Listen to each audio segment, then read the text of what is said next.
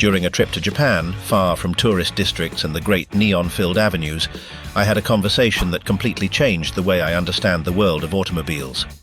I was in a quiet city, the kind where cars do not stand out for being new, but for being incredibly well preserved, when I asked a direct question to the owner of a local dealership.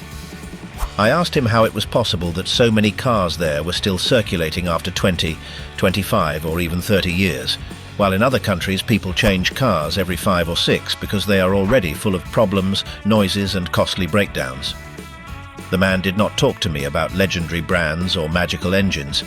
He did not mention secret technology or special materials. He simply smiled and told me something that left me completely taken aback. It's not that our cars are immortal. It's that we treat them as if they were part of the family, and you don't take care of family only when they are sick. That sentence kept echoing in my head throughout the entire trip, because at that moment I understood something key. The difference between Japanese cars and those from the rest of the world is not in how they are manufactured, but in how they are cared for every day. Today I'm going to tell you about the 15 daily habits that make Japanese cars seem impossible to destroy. Simple habits, repeated with discipline, that prevent problems from appearing in the first place. And I'll tell you something in advance. The last ones on this list are so uncommon outside Japan that you will probably wonder why no one teaches them or practices them where you live. Number 15, conscious starting and respect for the engine when cold. In many countries, the morning routine is always the same. You turn the key or press the button and you drive off immediately, sometimes accelerating hard from the very first meter. In Japan, that scene is almost unthinkable. There exists a deeply rooted custom there that mechanics have passed down for generations. The engine is not forced when cold, it is accompanied. This does not mean leaving the car idling for 10 or 15 minutes, wasting fuel.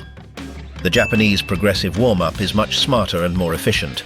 They start the car, wait a few seconds for the oil to begin circulating properly, and then drive with extreme smoothness during the first kilometers.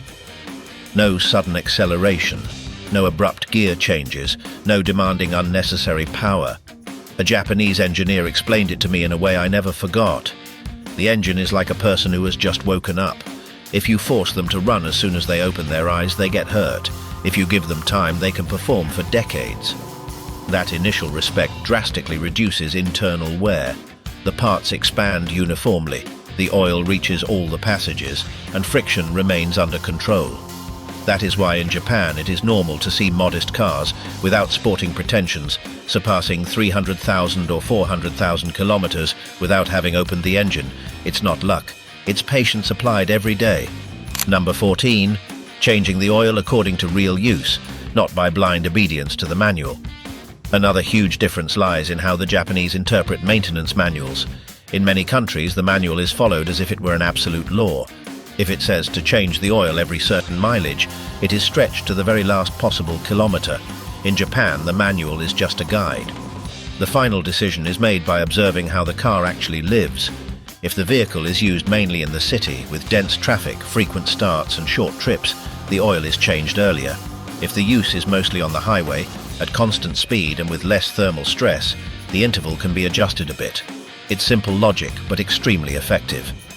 A mechanic from Nagoya summed it up for me with a brutally honest phrase. Oil is the blood of the car. No one would let their body function with contaminated blood just because the book says it can still hold up. That's why they don't wait until the oil is completely degraded. They change it while it still protects. Yes, they spend a bit more on maintenance, but they avoid engine rebuilds that in other countries are considered normal after a certain mileage. For the Japanese, changing oil ahead of time is not an expense. It is a direct investment in longevity. Number 13, checking fluids like a weekly medical checkup. This Japanese habit is one of the most shocking for drivers from other countries, because it's not done when something fails, it's done all the time. Many Japanese owners dedicate a few minutes each week to lifting the hood and checking basic levels. Oil, coolant, brake fluid, power steering. They don't wait for a light to turn on the dashboard. They don't blindly trust electronic sensors. They do it with the same naturalness as checking whether there is food at home. Detecting a small drop in coolant in time can save a head gasket. Noticing that brake fluid is starting to darken can prevent a serious accident. A Japanese mechanic told me something devastating. In my experience, most serious breakdowns don't appear suddenly. They warn for weeks, but no one looks. That's why in Japan, problems rarely grow in silence. They are detected when they are still small, cheap, and easy to fix. That habit, which outside Japan many consider exaggerated, is one of the clearest reasons why their cars age so well. Number 12. Preventive replacement of critical parts before they fail. In much of the world, there is a deeply rooted idea: if it still works, there's no need to touch it. In Japan, that mindset simply does not exist. There, they understand something fundamental that many ignore. Most serious breakdowns do not happen by surprise. They happen from waiting too long. That's why critical car parts are not replaced when they fail, but when they are approaching the end of their useful life, even if they still seem to be in good condition. Timing belts, tensioners, water pumps, alternators, batteries, main hoses, everything has a known life cycle, and it is respected with almost military discipline. It may seem exaggerated, but the reasoning is very simple. A belt that breaks can destroy an entire engine in seconds. A water pump that fails can cause irreversible overheating. A dried-out hose can empty the cooling system in minutes. A workshop owner in Tokyo explained it to me with a phrase as direct as it was uncomfortable. I'd rather a customer think I made them spend money too early than see them come back with a dead engine for not having done it. In Japan, most repairs are not emergencies. They are planned decisions, and that difference is key. While in other countries, cars arrive at the shop on a tow truck, there they arrive driving. Number 11. Complete inspections every 10,000 kilometers, down to the smallest details. This habit is one of the hardest to assimilate for drivers outside Japan. Every 10,000 kilometers, many Japanese cars go through inspections so detailed that they seem excessive to foreign eyes. It's not just about changing oil or filters. Absolutely everything is checked. Mounting bolts, engine and transmission mounts, hose clamps, electrical connectors, rubber components that absorb vibrations, small, incipient leaks. The philosophy behind this is clear. A small problem ignored today becomes a big breakdown tomorrow. Japanese mechanics often repeat a phrase that sums up this idea: a loose bolt can kill an engine. A minimal vibration can break a mount. That mount can damage a hose. The hose can cause a leak, and that leak can destroy the entire engine. That's why they don't wait to hear strange noises or feel failures. They actively look for them. This level of inspection avoids surprises and makes the car age in a controlled way, without sudden jumps or unexpected failures. It's invisible maintenance, but tremendously effective. Number 10. Intelligent reset of the electrical system before panicking. Modern electronics are one of the main sources of fear among drivers. Lights that turn on, error messages, sensors that seem to fail for no reason. In many countries, that means an immediate visit to the workshop and a bill that usually hurts. In Japan, the first reaction is usually much calmer and more rational. There they know that the ECU, the car's computer, is an electronic system that accumulates data, adaptations, and sometimes temporary errors. That's why, when strange behavior appears without clear mechanical symptoms, they apply a prior step, resetting the system. They disconnect the battery for a few minutes to allow the ECU to return to its base values. This simple gesture can eliminate false codes, incorrect readings, and intermittent faults. A Japanese mechanic confessed something surprising to me. Almost half of the cars that arrive with warning lights on don't have a real problem. They just need a reset. That doesn't mean ignoring serious faults. Before the reset, they always perform a basic visual inspection to rule out real damage. But they understand something many forget. Not every electronic error means a broken part. This habit avoids replacing sensors, modules, and expensive components that actually work perfectly. It's a logical, patient, and very effective approach. Number 9. Routine cleaning of electrical connectors to prevent phantom failures. While in many countries electrical problems are considered inevitable with the age of the car, in Japan they are addressed before they appear. Moisture, dust, dirt, and corrosion affect electrical connectors from day one. That's why cleaning them is part of normal maintenance. Sensors, coils, control modules, all depend on clean connections to send correct information. A single dirty connector can cause intermittent faults that are impossible to diagnose. A mechanic from Osaka showed me a very clear case. A car with constant errors in the ABS system that in another country would have ended up with a new module. In Japan, the problem was solved by cleaning an oxidized connector and applying dielectric grease. The Japanese logic is simple. If information doesn't flow correctly, the car behaves erratically. Keeping connectors clean protects not only the sensors but also the ECU, which stops receiving incorrect signals. It's a quiet habit, not very visible, but absolutely key to preventing electronics from becoming a permanent headache. Number 8. Periodic recalibration of the throttle body. When in many countries a car begins to have unstable, idle, slight jerking, or a strange response when accelerating, the immediate reaction is usually to think of serious problems. Dirty injectors, a weak fuel pump, faulty sensors, or even computer failures. In Japan, the approach is much more methodical. Before thinking about costly breakdowns, the first thing they check is the throttle body. This component regulates how much air enters the engine, and over time it inevitably becomes dirty due to oil vapors and combustion residues. That buildup alters the amount of air that passes through, forces the ECU to constantly compensate, and ends up causing irregular behavior. The engine does not fail suddenly, but it stops working precisely. The Japanese know this pattern very well. That's why they clean and recalibrate the throttle body periodically, even when the car still seems to be working well. Cleaning removes invisible deposits that alter airflow. Recalibration allows the ECU to correctly recognize the throttle position again. The result is immediate: stable idle, smoother response, lower consumption, and less stress on the transmission and the clutch. Outside Japan, this procedure is usually done late, when the problem is already evident. There they do it earlier. And that difference explains why many Japanese engines feel refined even after many years. Number 7. Regular cleaning of the MAF sensor to maintain precision. The MAF sensor, responsible for measuring the amount of air entering the engine, is one of the most important components, and also one of the most neglected outside Japan. When this sensor gets dirty, it starts sending incorrect data to the ECU.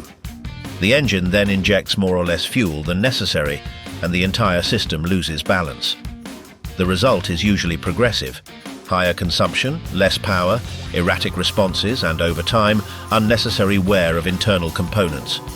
In Japan, this sensor is cleaned preventively using specific products that do not damage it. They don't wait for it to fail or for warning lights to appear on the dashboard. A mechanic from Kyoto explained the concept to me with a very clear analogy. An engine sees the world through the MAF. If that sensor is dirty, everything it sees is distorted. Keeping it clean allows the engine to operate with surgical precision. Correct mixture, clean combustion, and less accumulation of internal residues. The most striking thing is that many Japanese owners perform this cleaning themselves at home because they consider it basic maintenance, on the same level as checking the oil. Number 6. Injector cleaning without disassembly, before failures appear. In many countries, injector cleaning is associated with an expensive and complex service that is only done when the car already shows obvious faults. In Japan, exactly the opposite happens. There, injector cleaning is preventive, not reactive. They use high-quality additives that clean the system during driving, preventing carbon deposits and varnish from building up. They don't wait for the injector to clog, they prevent it from reaching that point. In addition, many workshops use portable systems that allow injectors to be cleaned without disassembling them, connecting the equipment directly to the fuel system. It's fast, effective, and much more economical than a later repair. The Japanese logic is simple. If the engine breathes well and receives properly atomized fuel, it doesn't need to work under strain. That reduces internal temperatures, improves combustion, and protects valves, pistons, and catalytic converters. That's why Japanese engines rarely present serious injection failures, even with very high mileage. It's not magic, it's constant cleaning. Number 5. Periodic inspection and cleaning of ground cables. This is one of the least known secrets outside Japan, and one of the most important. Ground cables, also called grounds, are responsible for closing the car's electrical circuits. Without them, electricity does not flow correctly. And when that happens, so-called phantom faults begin. Lights that turn on and off by themselves. Sensors that show errors for no apparent reason. Weak starts. Erratic shifts in automatic transmissions. In many countries, these symptoms usually end in very expensive diagnoses and unnecessary replacements. In Japan, the first suspicion is usually much simpler: a dirty or loose ground. That's why they periodically check all the car's ground points. They clean them, tighten them, and protect them against corrosion. Some even reinforce the system by adding additional ground cables in key areas, not for tuning, but for reliability. A mechanic from Yokohama told me something that perfectly sums up this habit. 90% of electrical problems that seem serious are solved by cleaning grounds. It's invisible maintenance, cheap and fast, but its impact is enormous. It prevents electronics from aging poorly and protects extremely expensive components. Number 4. Extreme care of the battery to double its service life. In many countries, the battery is an element that is forgotten until the day the car won't start. In Japan, the battery is treated as the heart of the electrical system. They never allow it to fully discharge. If they know the car will be parked for several days or weeks, they disconnect the terminals or use battery maintainers. They periodically check the voltage, even with simple tools or applications connected to the OBD port. They detect a weak battery before it fails completely.